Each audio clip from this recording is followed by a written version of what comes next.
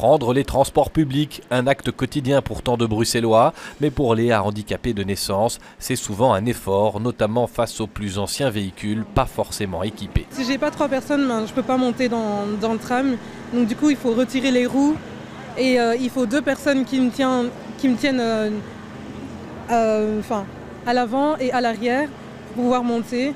Et aussi pour descendre, il faut 3 personnes pour m'aider. La STIP se dit concernée, elle investit dans du matériel comme des ascenseurs ou des passerelles, mais le travail est immense et le retard loin d'être entièrement comblé. Ça, c'est aussi un très gros défi, pouvoir aller trouver les gens dans leur salon pour leur expliquer « vous avez eu des soucis par le passé, aujourd'hui il y a des améliorations qui se font, venez réessayer, on pense que ça va aller mieux ». Léa, elle, trace sa route. Étudiante en graphisme, handisportive de haut niveau, elle va de l'avant sans se soucier du regard des autres.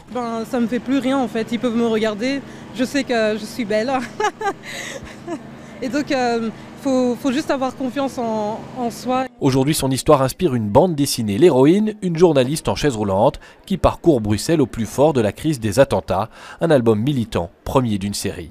Léa, en l'occurrence, l'héroïne, va se rendre au Congo, à la fois pour travailler pour une ASBL qui se préoccupe des problèmes dont elle souffre, aussi pour retrouver son père, qu'elle n'a pas connu depuis toute petite.